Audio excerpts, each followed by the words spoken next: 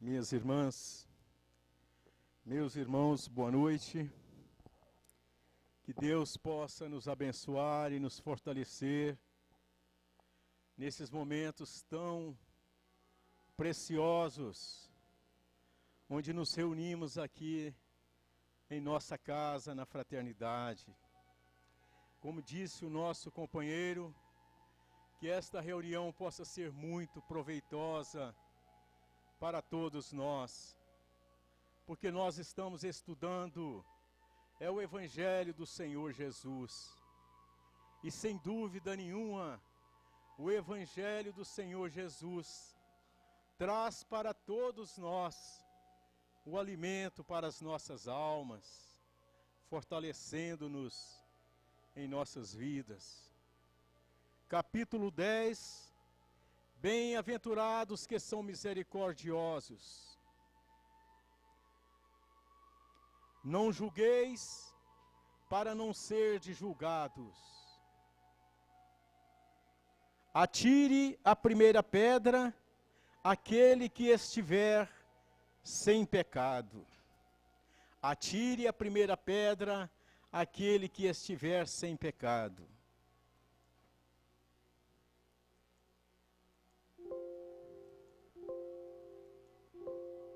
Dê um probleminha aqui, Edilson, por favor. Não está obedecendo aqui o comando. Não sei porquê.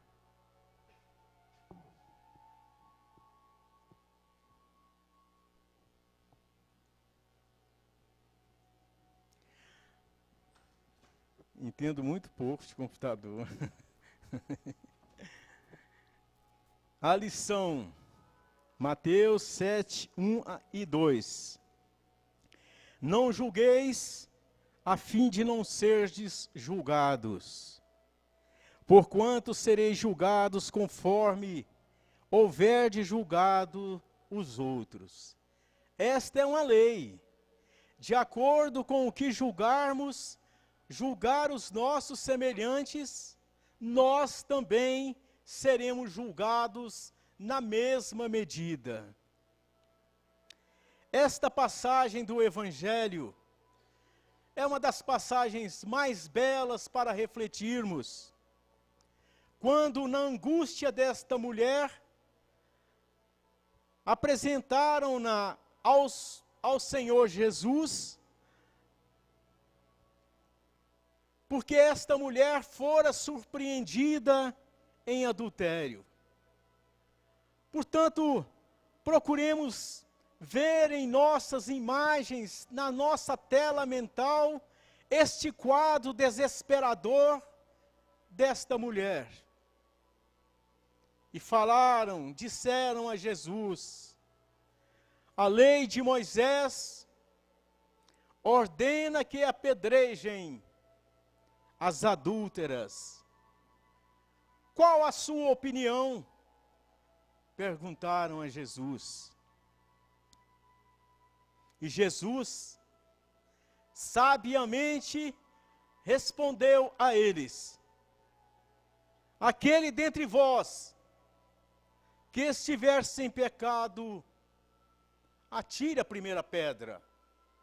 Olha a sabedoria do Senhor Jesus, que nós ainda não sabemos avaliar a grandeza deste Espírito.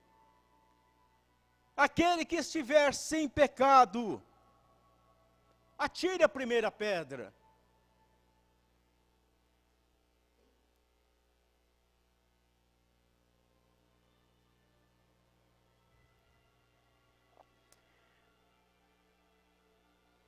O que Jesus escreveu na areia? Ele gravava a marca moral do erro de cada um. Curiosos os que ali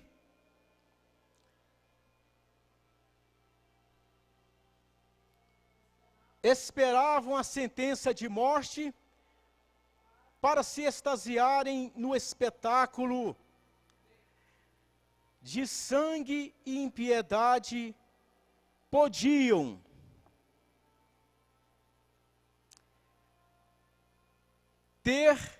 ser ladrão, adúltero, caluniador. Em síntese, as suas próprias mazelas morais. Quando Jesus colocou-se a escrever na areia, naturalmente ele mostrava cada um as suas mazelas morais, as suas dificuldades, o que aqueles que ali estavam circulando sobre aquela mulher com a finalidade de apedrejá-la, Jesus sabiamente mostrou, enfatizando no seu dizer: atire a primeira pedra aquele que estiver sem pecado. Quando Jesus se colocou ali a escrever, mostrou que todos eles, de uma forma ou de outra, possuía necessidades morais. Aí o que ocorreu? Aos poucos, foram saindo, um após o outro, começando pelos mais velhos. Naquela reunião, eles esperavam naturalmente atacar aquela mulher, apedrejar aquela mulher que fora pega em adultério. Mas diante desta sabedoria, afastaram-se, começando pelos mais velhos. Ficou assim Jesus a sós com a mulher no meio da praça. Perguntou-lhe Jesus: onde estão os que te acusavam? Ninguém te condenou? E ela respondeu: não, Senhor. E disse-lhe então Jesus: também eu não te condenarei. Vai-te e não tornes a pecar. Este é um grande ensinamento para todos nós, porque nós estamos refletindo sobre esta mulher adúltera, uma mulher em uma difícil situação. Mas muitos também de nós temos as nossas dificuldades, e sem dúvida nenhuma, o Senhor Jesus, Deus o nosso Pai, também nos concede oportunidades de refazimento em nossas vidas, de melhoria de cada um de nós, porque Ele não nos condena, e sempre nos orienta para não pecarmos mais. O significado: atire-lhe a primeira pedra aquele que estiver isento de pecado. Jesus os induziu a fazer uma análise interior de si mesmo. Ou seja, se você estiver sem pecado, atira a primeira pedra. Se você já não cometeu, não tenha cometido alguma injustiça, falando nas suas sábias palavras, cometido nenhuma injustiça perante o seu próximo, atire a primeira pedra. Se você ainda falando a eles não foi um adúltero, atire a primeira pedra.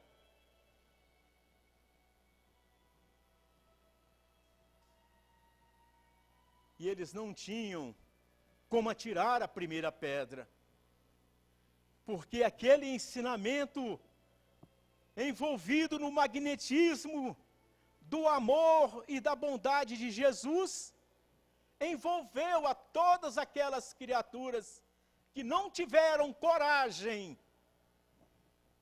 em atirar a primeira pedra. Foi uma análise imediata daquela multidão.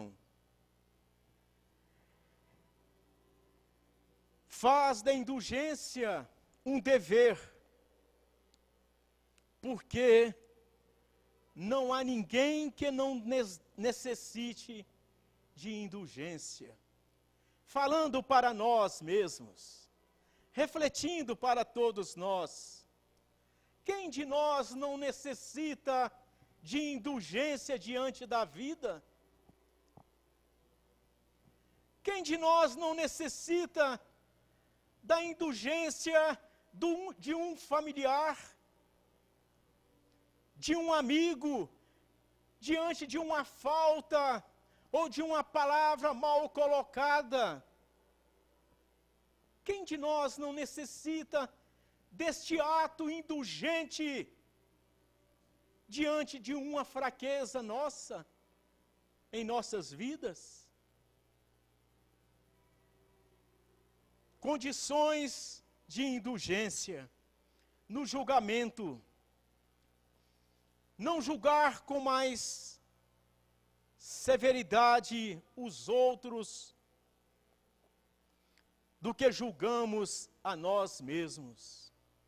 Nos ensina o Evangelho do Senhor Jesus que temos muita, mas muita facilidade em julgar os atos dos nossos semelhantes, esquecendo-nos de julgar os nossos próprios atos diante da vida. Na condenação, não condenar nos outros aquilo que nos absolvemos. A censura, ao reprimir o mal, em muitos momentos é louvável. Pode ser um dever da criatura censurar, reprimir o mal que está acontecendo. Resultará naquela reprimenda amiga, saudável, resultará naturalmente um bem. A censura, ao desacreditar a pessoa, é maledicência, é maldade. Não tem desculpa. Autoridade moral para censurar. Quem tem? Quem tem? Nos ensina este capítulo. Quem cumpre as leis? Se somos cumpridores da lei, naturalmente abre-se para cada um de nós a oportunidade de censurar determinadas situações da vida. Mas para censurar, tem que ser, nos ensina o Evangelho, cumpridor das leis. Tem que ter legitimidade, tem que ser legítima a autoridade. Autoridade moral para censurar. Quem não tem? Quem viola as leis? Não é? Quem viola as leis não tem a moral para censurar determinadas atitudes da vida. Quem viola as leis priva-se do direito da repressão.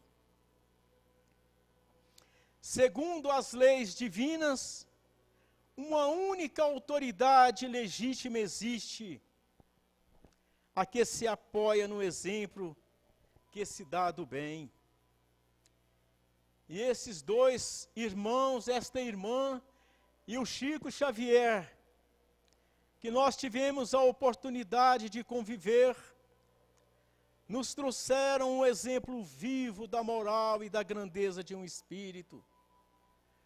Dedicaram-se com todas as suas forças no crescimento moral, fizeram de tudo para ajudar a humanidade e naturalmente são legitimados para nos ajudar e nos orientar diante da vida.